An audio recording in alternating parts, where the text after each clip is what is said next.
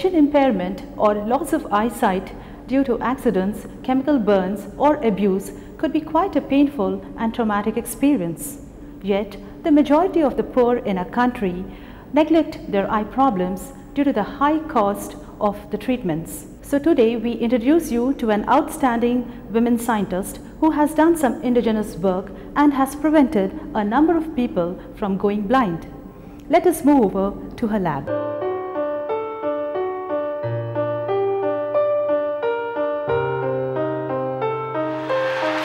She is a rare combination of a pathologist and a scientist rolled into one. She was trained in general pathology and later specialized in the pathology of the eye.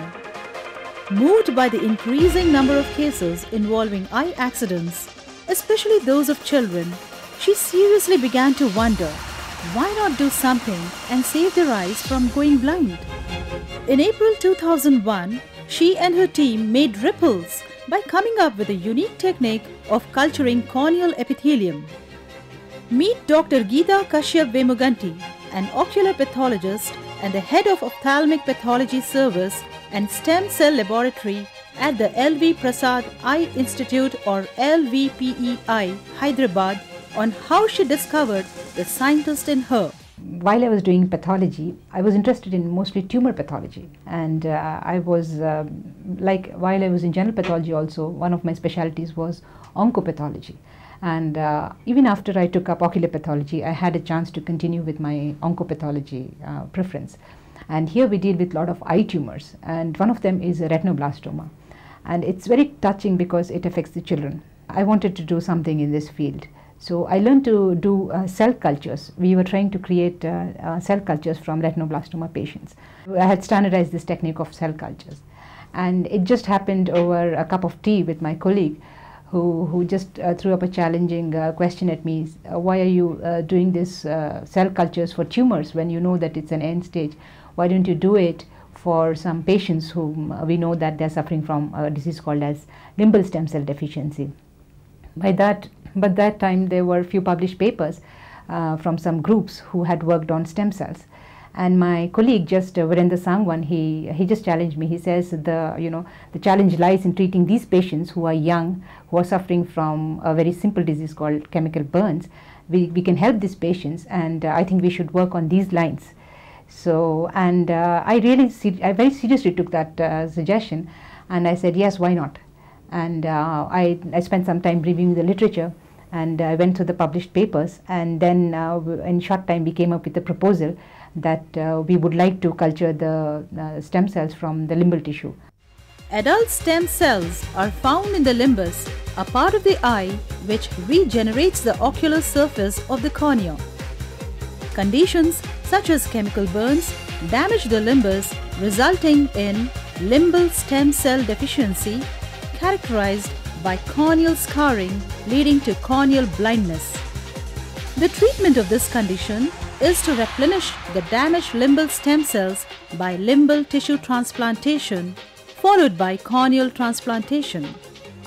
This process neither involves embryonic tissue nor aborted fetuses. We take a limbal tissue which is known to harbor the stem cells. We don't isolate the stem cells as in the form of a cell.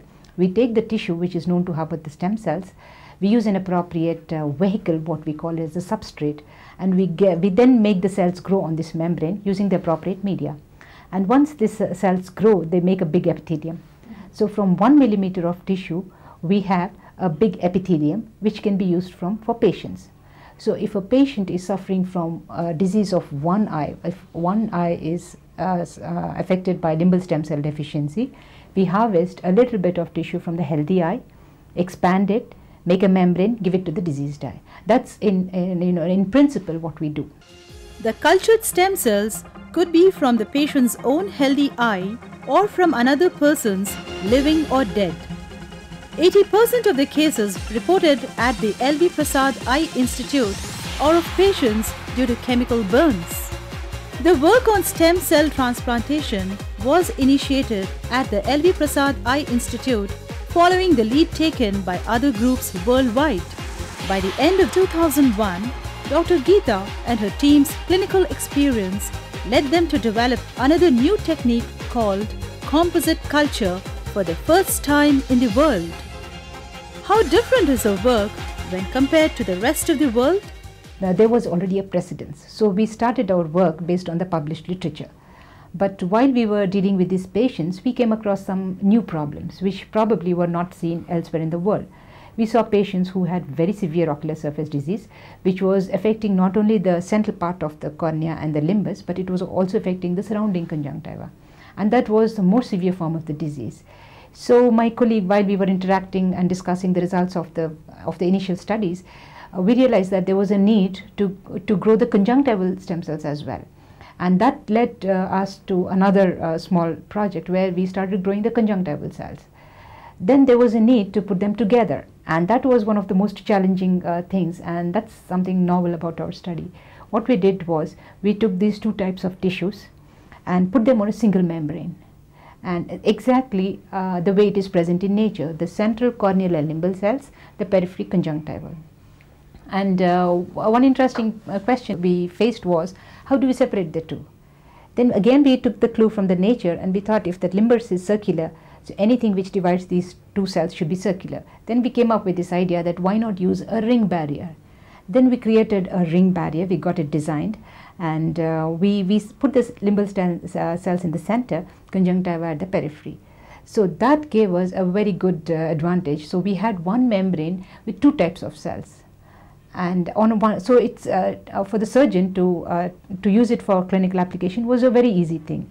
So this is something which has come up novel in our study, and I guess because nobody sees the patients like this the way we do, and that prompted us to create this what we now call it as a composite culture or a co-culture of limbal cells and the conjunctival cells.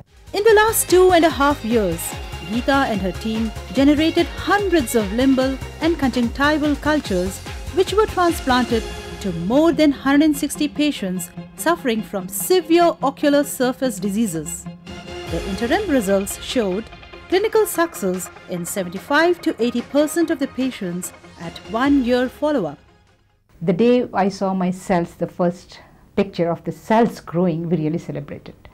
And then it was followed by when the patient was recovered, the patient regained vision after this transplantation. That was a very rewarding moment for the whole team actually.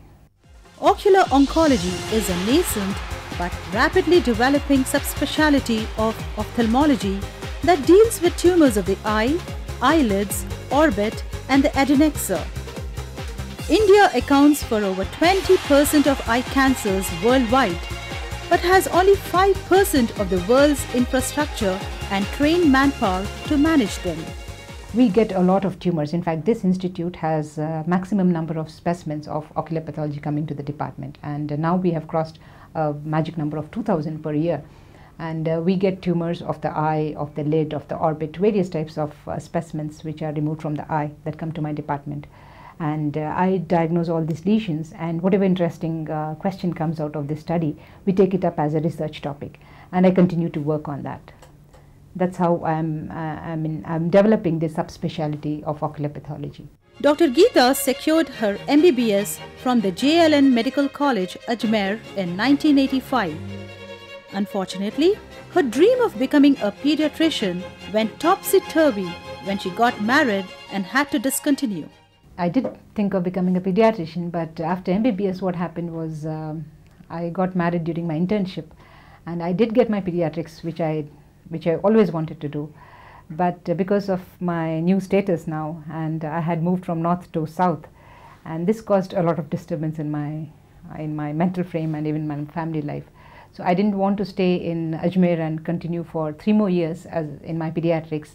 I wanted to be with my family and gel with the new family. And that's the reason I gave up. And then I settled down in Hyderabad and planning to take up another specialty, the second choice, which was pathology. And that's how I ended up doing my post-graduation in pathology.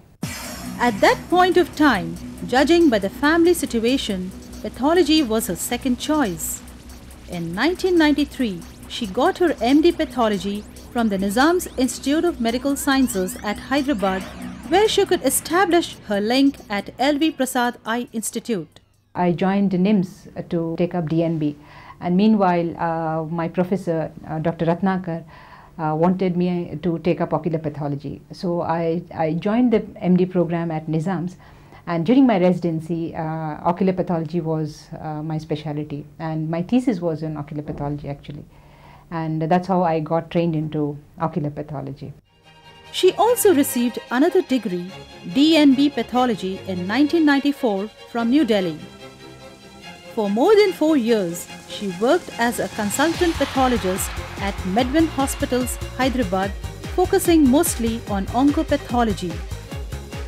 Soon after, she took over the pathology department at the behest of Dr. G.N. Rao, the present director of L.V. Prasad Eye Institute, and since then, there was no looking back. Dr. D. Balasubramanian, Director of Research, has some very encouraging things to tell about her. Dr. Geeta Kashyap came and joined us here about 5.5 years ago, and we took her because she is rigorous, methodical, is willing to be, what shall I say, she is willing to repeat things unless it becomes quite all right and so on. In other words, she has this penchant to be of high quality. She has also bloomed as a scientist, largely because of her own independent drive. She is willing to cooperate very well, and I think it's a tribute that she has been able to get competitive research grants. Obviously, as a person, she is pleasant, easy to work with, but she is tough. She is tough on her students, and she is also tough on herself. She not only got the opportunity to head the diagnostics, but also to be in the academics as well. 60% of her time goes to pathology, her first love, and the rest goes for research. I start with my reporting. That's the first thing I would like to do in the morning. And after finishing my reporting, which takes about 2 hours, I dictate the reports and then break for a cup of tea. Then I get back to diagnosing those lesions, again looking back at the reports. And meanwhile, if there is any operating room which is busy, and if I have cases for frozen sections, I give the diagnosis on frozen tissues. And sometimes I do FNACs of, it's called fine needle aspiration cytology, which is nothing but taking out some blood or cells from a lump in some patients. And sometimes I'm called to do a bone marrow aspiration from some patients who are suffering from some tumors. And then I keep going to my research work. I have some students here, about 6 students who work with me and 1 postdoc. And I keep going to the research lab and help them with I look at the cells and other tissues and I monitor those things. Dr. Geeta has to her credit about 45 publications in both national and international journals. Her paper on rapid intraoperative of orbital and ocular lesions by squash and imprint cytology received the attention of the American Academy of Ophthalmology News Update in the year 2002 and has also been accepted for publication by the prestigious journal Ophthalmology. She got the opportunity to visit many parts of the world, including USA, UK and Europe. She presented papers at the American Academy of Ophthalmology and the American Academy of Ophthalmic Pathology, and was also invited to give lectures at many centers in USA and Scotland, mostly on the techniques of culturing limbal epithelium.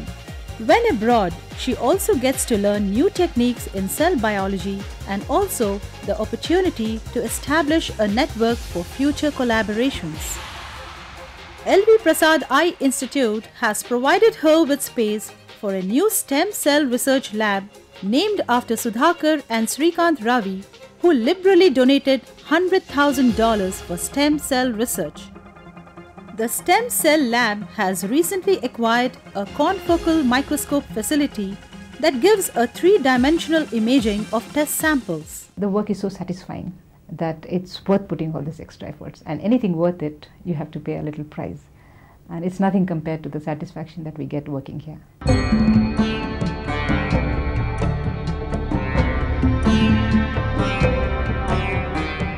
This premier eye hospital, apart from providing consistent services in all areas of eye care, Its unique state-of-the-art facility has other wings like product development, community care, rehabilitation, eye research and education.